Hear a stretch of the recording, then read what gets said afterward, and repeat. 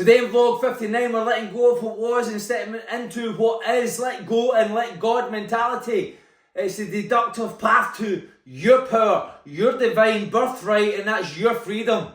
The way that you want to live, regardless of what that is. And so, you want to build that new. You want to rise into the version of you that is all-knowing, all-driven, all-aligned, all-trusting, and all-relentless.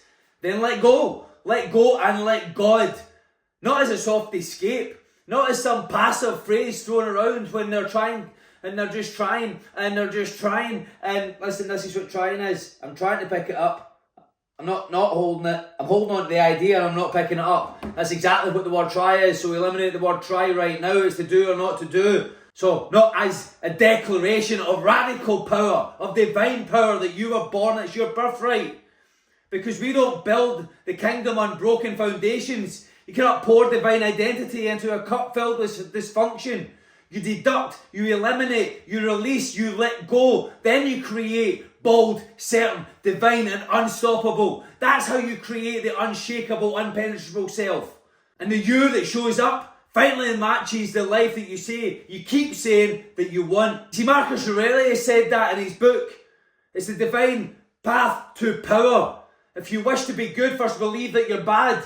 In Meditations, this book that I've got right here, Marcus wasn't judging, he was revealing something profound. The path of greatness isn't about becoming more, it's about removing what isn't true about you, removing the rotten. It's not stacking new informations or new tricks, it's subtracting the unnecessary, cutting through the lies, the fear, the ego and the masks that were created from yesterday. You don't become who you admire by adding, you become them by letting go of everything that no longer aligns. And so what behaviour, thought or identity have you carried that is now in conflict with who you say that you want to become? And what familiar dysfunction are you still carrying around with you? What familiar, the one that you say that is comfortable? No, the familiar, let's just get that right. And so what is the familiar dysfunction that you're still carrying and holding on to out of comfort, complacency and fear? Now here's a task.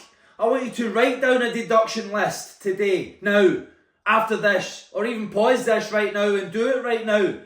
Everything that must go, the habits that drain you, the thoughts that weaken you, the people that confuse you, the identities you inherit but you never chose. And speak this: I release what I am not so I can finally be who I truly am. I want you to look at that dysfunction list that you're letting go of. I want you to, before you burn it, write the opposite, because for up there's down, there's in, there's out. So there's an opposite. There's an empowered side for the weak, the fear, the feeble. Okay, and so I want you to write the empowered side, the meaningful side, the life-giving side. And make that your mantra. Say that every morning and every evening and every night. Say that when you want to provoke your mind to come from that the whole time, because that is who you truly want to be. And I want is an admission that I am not. And so if you ever find yourself saying I want, realize that I am the way, I am the light. Jesus shows you that well. And so we're here to make decisions from the goal. See, Tony Robbins says it's in your moments of decision that your destiny is shaped, and he's right. Because the source of your decisions reveals your identity. Most people decide from fear, from scarcity, from past failures and regret. But you must decide from the goal. From the version of you who already owns it, that lives it, that walks it, that breathes life into it with every decision and every move that they make. The 2.0 version, the all-in version, the embodied version, the expression version. See, this means no more asking, what should I do?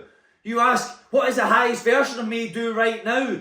Then do that with conviction, with certainty and intensity. Here's a couple of questions for you.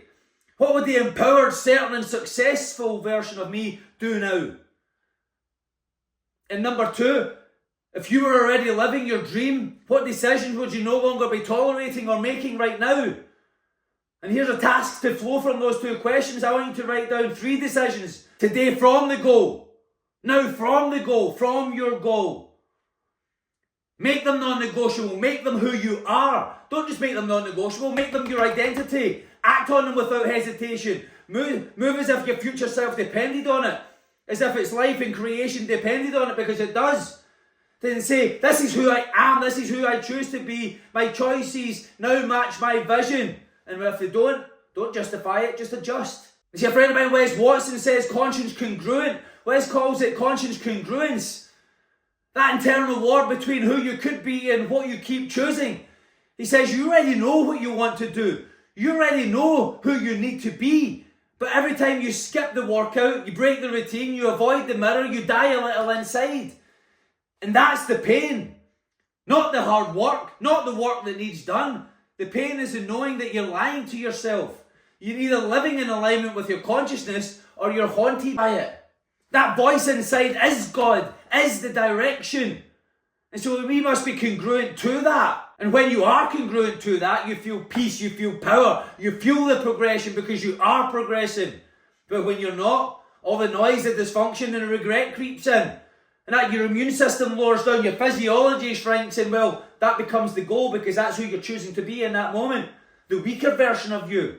The old identity that we had to burn, that you didn't burn, you choose to keep. Here's a couple of questions to really have you provoking to step into this. Where in your life you're living out of alignment with your own consciousness? And number two, what is the one area that you know needs to be tightened that you've been avoiding?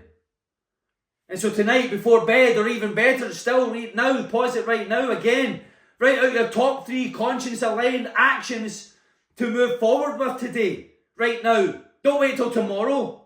Start it right now. Execute them right now. Clean, proud and powerful. Say, I am aligned. I am proud. I am who I said I'd be and become the full expression. You see, you don't get what you want. You get who you are. Bob Proctor said that really well. Your subconscious mind, your heart.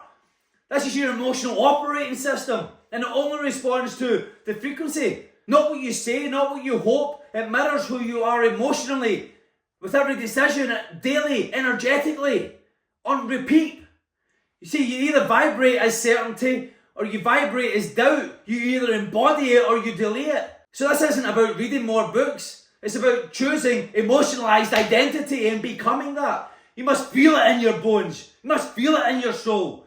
You must think as it, breathe as it, and become it, a full expression of it. So often, so deeply that your body and mind can no longer tell the difference between belief and reality because the subconscious mind can't. And so here's a couple of questions. Are your thoughts and actions and emotions aligned to the frequency of the life that you desire? And number 2, what would it feel like to be the person that you say that you wanted to become? Choose to become it right now. And I want you to create a new emotional anchor. Every morning, sit in stillness and visualize your 2.0 version of yourself. Not from a distance, but be them. Feel what they feel. Walk how they walk. Speak how they speak. And then declare, I am already who I decided to be. Repeat all that. Create all that. And repeat it until your nervous system believes it. Walk it until your nervous system believes it.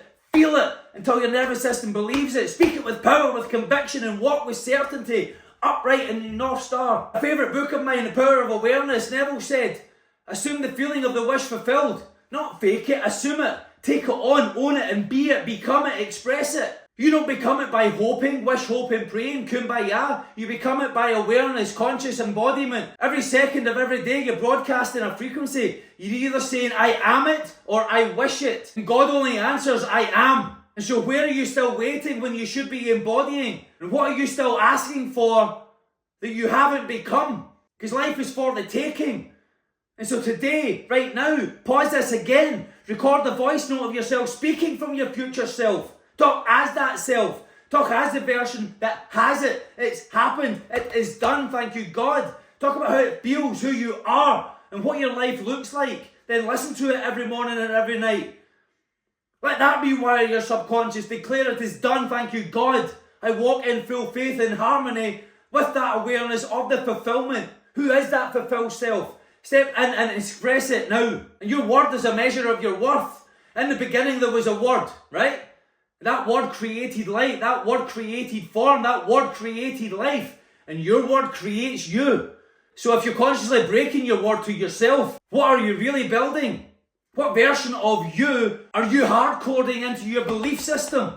See, let me state this clear. If your word to yourself isn't law, you have no leadership, no power, no integrity, no inner trust. And that means no momentum, no creation of greatness. And that's not the life that you want, of misery, lack and regret. And here's a couple of questions for reflection. What is one promise you keep breaking? And what would shift in your life if you held that word to yourself as if it was your life, as if your life depended on it, because it does. So pick one promise, keep it no matter what, make it your identity. Do it especially when the feeling leaves, because that is the identity, it is forged. See, it doesn't need to feel right, it doesn't need to feel familiar, it doesn't feel familiar because we're going to the new. Boldly step into that, boldly decide to be that now. I am my word, I trust in myself. I am all-knowing. I have full faith in me and my ability to execute and be that man no matter what. I build my life through aligned promises. See, that's who you are. So let's burn the old and build the divine. Let go and let God. Deduct the noise, eliminate the fake, and strip off every mask you ever wore to survive. And now use to avoid your becoming. Because that's what it's doing. You can't serve two identities. You can't keep feeding the old while expecting the new to thrive. One decision out of fear and you regress. One act out of betrayal to yourself and you shrink your entire frequency. But one bold move, one decision in alignment, and the heavens respond. So ask yourself this, what is the bolder, brighter, and more passionate version of this moment? Then stop asking and start being and go and live that.